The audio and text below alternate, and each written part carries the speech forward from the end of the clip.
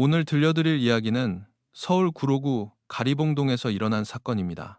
가리봉동은 과거 구로공단의 배후지로 공장과 주거지가 혼재된 지역이었으나 시대가 변하며 공장들이 외곽으로 이전하고 그 자리에 상업시설과 다세대 주택들이 들어선 곳입니다. 이 이야기의 주인공은 최학수와 이명숙 부부입니다. 이들에게는 두 아들이 있었는데 장남은 최민수, 차남은 최민재였습니다. 부부는 서울 서초구에 다수의 부동산을 소유한 상당한 자산가로 은퇴 후 임대 수익을 받으며 여유로운 노후를 즐기고 있었습니다. 친구들과 모임을 가지거나 종종 해외여행을 다니며 남부러울 것 없는 황혼기를 보내던 부부에게 상상조차 할 수 없는 비극이 찾아왔습니다. 시간을 되돌려 2004년 3월 10일 목요일 두 형제가 서초경찰서를 찾아와 실종 신고를 접수했습니다. 형제는 경찰에게 1936년 1월 12일생인 아버지 최학수 68세와 1939년 10월 25일생인 어머니 이명숙 64세의 5일 전 집을 나선 후 행방불명되었습니다. 백방으로 수소문했지만 연락이 닿지 않아 경찰의 도움이 절실합니다 라고 호소했습니다. 차남 최민재는 경찰 조사에서 5일 전인 3월 5일 부모님과 함께 강남 센트럴시티에서 차를 마셨다고 진술했습니다. 그 자리에서 부모님이 2박 3일 일정으로 일본 후쿠오카 여행을 다녀올 것이라 말하며 자리에서 일어났다는 것입니다. 하지만 여행을 마치고 돌아오기로 한 날짜가 지나도 부모님은 귀가하지 않았고 휴대전화마저 전원이 꺼져 있었습니다. 장남 최민수 역시 퇴근 후 부모님과 연락이 닿지 않자 일찍 귀가해 상황을 살폈습니다. 동생 최민재로부터 부모님이 일본으로 여행을 가셨다는 말을 전해 들은 최민수는 즉시 친척과 지인들에게 전화를 돌렸지만 아무도 부모님의 행방을 알지 못했습니다. 의아함을 느낀 형제가 부모님의 물건을 확인하던 중 두 분의 여권이 집안에 그대로 남아있는 것을 발견했습니다. 여권 없이 출국을 할 수는 없는 노릇이었습니다. 부모님의 은행 계좌를 확인해 보았지만 그 기간 동안 예금이 인출된 내역도 없었습니다. 답답한 마음에 두 형제는 부모님이 자주 가시던 제주도의 소유 부동산 쪽도 알아보았으나 그곳에서도 부모님의 흔적은 찾을 수 없었습니다. 불길한 예감에 휩싸인 형제는 결국 3월 10일 경찰에 정식으로 수사를 의뢰했습니다. 경찰은 즉각 수사에 착수했습니다. 실종 당시 68세였던 아버지 최학수는 짙은 남색 재킷에 긴팔 셔츠, 면바지 차림이었고 64세 어머니 이명숙은 옅은 회색 셔츠에 바지를 입고 크로스백을 메고 있었다는 진술을 확보했습니다. 경찰은 부모님이 여행을 떠났을 가능성을 열어두고 공항과 여객터미널을 조사하는 한편 서초동 자택에서 센트럴시티로 이어지는 동선의 CCTV와 탐문 수사를 병행했습니다. 형제 역시 전단지를 인쇄해 강남과 서초 일대에 배포하며 목격자를 찾았습니다. 3월 14일 장남 최민수는 당시 유행하던 다음 카페에 실종된 부모님을 찾습니다라는 게시판을 개설해 부모님의 인상착의와 사연을 올렸고 차남 최민재는 방송국 탐사보도 프로그램과 인터뷰를 진행했습니다. 최민재는 인터뷰에서 부모님이 납치되었을 가능성을 배제하며 실종 직전의 옷차림 등을 상세히 설명했습니다. 그러나 자산가였던 부모님이 등산이나 여행을 갔을 가능성에도 불구하고 여권이 집에 있고 계좌에서 돈이 빠져나가지 않은 점, 그리고 납치범의 협박 전화조차 없는 점은 사건을 미궁으로 빠뜨렸습니다. 옷차림 역시 평범한 외출복이었기에 등산을 갔다고 보기도 어려웠습니다. 특히 꼼꼼한 성격의 어머니 이명숙은 여행을 가기 전 항상 자식들에게 일정을 알리고 여행자 보험 서류를 챙겨두는 습관이 있었기에 아무런 언질 없이 사라진 것은 매우 이례적이었습니다. 그런데 방송이 나간 후 일부 네티즌들은 최민재의 태도에 의문을 제기했습니다. 인터뷰 중 그의 시선이 불안하게 흔들리고 때때로 알 수 없는 미소를 지었기 때문입니다. 부모님이 실종된 아들의 모습이라기엔 너무나 태연해 보였습니다. 실제로 경찰은 일찌감치 최민재를 의심하고 있었습니다. 3월 5일 부모님과 센트럴시티에서 차를 마셨다는 그의 진술과 달리 해당 시간대 센트럴시티 주변 CCTV 어디에도 세 사람의 모습은 찍히지 않았습니다. 서초동 이웃의 목격담에 따르면 부모님은 3월 5일 낮에 집을 나섰고 장남 최민수는 그날 아침 일찍 출근하며 부모님과 인사를 나눴습니다. 저녁에 퇴근한 최민수가 부모님의 행방을 묻자 최민재는 오후에 옛 친구분들과 차를 마시러 나가셨다고 둘러댔습니다. 당일 밤 부모님이 귀가하지 않자 걱정된 장남이 경찰에 신고하려 했으나 최민재가 이를 만류하며 부모님이 일본에 이틀 다녀오신다고 나에게 전화라고 하셨다고 거짓말을 했던 것입니다. 평소 부모님의 성향을 잘 알던 최민수는 이 해명이 미심쩍었지만 동생의 만류에 며칠을 더 기다렸던 것입니다. 경찰은 최민재의 진술이 거짓임을 파악하고 그를 유력한 용의자로 지목했지만 확실한 물증이 필요했습니다. 그러던 중 결정적인 제보가 들어왔습니다.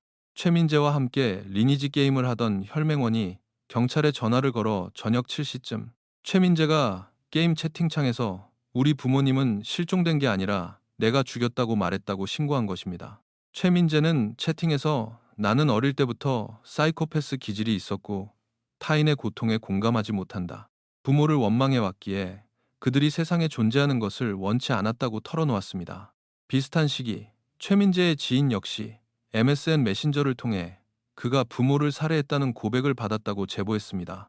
지인이 형 최민수는 이 사실을 아냐고 묻자 최민재는 형이 한꺼번에 부모와 동생 3명의 가족을 잃게 되면 너무 충격을 받을까봐 알리지 않았다고 답했습니다. 사촌 누나인 이수진의 제보도 이어졌습니다. 3월 14일 최민재는 이수진에게 SMS 문자 메시지를 보내 누나에게만 할 이야기가 있다. 지금 만나지 않으면 영영 진실을 말할 기회가 없을 것 같다며 만남을 요청했습니다. 이날 자정 무렵 종로의 한 심야 카페에서 이수진을 만난 최민재는 충격적인 진실을 털어놓았습니다. 그는 어릴 적부터 부모님의 높은 기대를 충족시키지 못해 엄청난 압박감을 느꼈다고 말했습니다. 30세가 되기 전 세상을 등지려 했으나 절친한 친구 박지훈을 만나 마음을 바꿨다는 것입니다. 최민재는 부모님은 나를 자주 혼냈고 형도 나를 무시했다. 원래는 부모님과 형까지 모두 죽일 계획이었지만 부모님이 사라진 후 형이 나를 챙겨주는 모습을 보고 형은 살려두기로 했다고 고백했습니다. 또한 그는 사건 발생 수개월 전부터 범행을 계획했으며 시신을 훼손해 쓰레기 봉투에 담아 바다에 버리거나 음식물 쓰레기로 위장해 버렸다고 상세히 묘사했습니다. 범행 중 다리에 상처를 입어 병원에서 7바늘을 꿰매느라 시신 처리가 지연되었다는 말도 덧붙였습니다. 최민재는 이 끔찍한 이야기를 하면서도 전혀 죄책감을 느끼지 않는 듯 자랑스러워하는 태도를 보였고 이수진은 경악을 금치 못했습니다. 3월 15일 이수진의 제보를 받은 경찰은 다음날 아침 가리봉동의 한 낡은 다세대 주택을 급습해 최민재를 체포했습니다. 최민재는 마침내 부모를 살해한 사실을 자백하며 공범의 존재와 범행 장소를 실토했습니다. 오전 10시 30분경 경찰이 가리봉동 다세대 주택 3층 문을 열자 코를 찌르는 악취와 에어컨 냄새, 그리고 짙은 락스 냄새가 진동했습니다. 그곳에서 1965년 7월 8일생인 공범 박지훈 38세의 사체 은닉 혐의로 체포되었습니다. 집안 내부는 끔찍했습니다. 복도를 지나 거실과 2개의 방이 있는 구조였는데 곳곳에 락스통, 시멘트, 전기밥솥, 랩, 그리고 600여 개의 스티로폼 도시락통이 쌓여 있어 마치 기괴한 식육 가공 공장을 방불케 했습니다. 안방 침대 밑에서는 부모 살해 계획과 시신 훼손 후 냉장고에 보관하겠다는 최민재의 자필 메모가 발견되었습니다. 피 묻은 책상 위에는 도마와 다져진 고기 조각이 있었고 옆에 놓인 붉은색 고무통에는 절단된 팔과 톱이 담겨 있었습니다. 작은 방에 놓인 2대의 대형 김치 냉장고와 일반 냉장고는 투명 랩으로 밀봉되어 있었고 그 안에서 2사람의 머리와 훼손된 시신 일부가 발견되었습니다.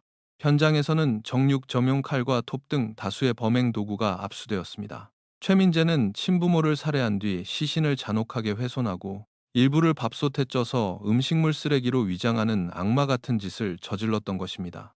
1972년 2월 18일생인 주범 최민재 82세는 번듯한 가정에서 자라며 피아노 등 엘리트 교육을 강요받았습니다. 하지만 학업에 흥미를 느끼지 못한 그는 부모의 결정으로 미국 로스앤젤레스로 유학을 떠났습니다. 그곳에서 왜소한 체격 때문에 심한 인종차별과 학교폭력을 겪으며 내면에 깊은 트라우마와 분노가 쌓였습니다. 1996년 한국으로 돌아온 최민재는 이전의 순종적인 아들이 아니었습니다. 부모에 대한 원망이 극에 달해 있었고 자신이 작은 체격을 갖게 된 것도 어릴 적 피아노만 치게 하고 운동을 시키지 않은 부모 탓이라 여겼습니다. 교제하던 여성이 자신의 아이를 임신한 채 떠나버린 것도 자신의 왜소한 외모 때문이라며 모든 불행의 화살을 부모에게 돌렸습니다. 귀국 후 은행과 부동산 회사 등을 전전했지만 직장 생활에 적응하지 못하고 번번이 그만두었습니다. 이후 집에서 인터넷 게임에 빠져 지내거나 성인 영화 오디션에 지원하는 등 기행을 일삼았습니다. 주식 투자에 손을 댔다가 막대한 빚을 지게 되었고, 부모님이 집을 팔아 형제에게 각각 현금 수억 원을 쥐어주며 빚을 청산해 주었음에도 그는 남은 돈마저 다시 주식으로 탕진했습니다. 2003년 다시 빚더미에 앉은 최민재가 부모에게 재산을 나눠달라고 요구하자 부모는 단호히 거절하며 남은 아파트 명의를 장남에게 넘기려 했습니다. 재산마저 빼앗긴다고 생각한 최민재는 극단적인 선택을 결심하고 지인 박지훈에게 이를 털어놓았습니다. 박지훈은 네가 이렇게 된 건 다 부모 탓이니 네가 죽을 게 아니라 부모가 죽어야 한다며 범행을 부추겼습니다. 그는 실종 처리 후 5년이 지나면 사망으로 간주되어 유산을 받을 수 있다는 사실까지 알려주며 완전 범죄를 모의했습니다. 범행 당일인 2004년 3월 5일 두 사람은 치밀한 준비 끝에 부모를 가리봉동의 집으로 유인했습니다. 친구와 함께 지낼 낡은 빌라를 구했는데 청소를 도와달라는 아들의 부탁에 부부는 아들이 드디어 마음을 잡았다고 기뻐하며 집을 나섰습니다. 오전 11시 40분경 빌라 문을 열고 어머니 이명숙이 먼저 들어서는 순간 문 뒤에 숨어있던 박지훈이 칼로 어머니를 공격했습니다. 순식간에 아내가 쓰러지는 것을 본 아버지 최학수가 아들과 함께 도망치려 했으나 그의 앞을 가로막은 것은 다름 아닌 살기를 띤 친아들 최민재였습니다. 아버지는 저항했지만 두 건장한 남성에게 제압당해 결국 참혹하게 살해당했습니다. 격투 중 다리를 다친 최민재는 근처 병원으로 가 치료를 받고 피 묻은 바지를 갈아입은 뒤 현장으로 돌아와 시신을 훼손했습니다. 공범 박지훈은 최민재보다 6살 많은 38세로 불우한 가정 환경에서 자라 학창시절 따돌림을 당했습니다. 여러 직업을 전전하다 만난 여성들에게 번번이 사기를 당했고 처지를 비관해 쥐약 등을 먹고 극단적인 선택을 시도하다 뇌 손상을 입어 지능이 떨어지는 후유증을 앓고 있었습니다. 지능지수, IQ, 검사 결과 최민재는 126으로 높은 편이었으나 박지훈은 84에 불과했습니다.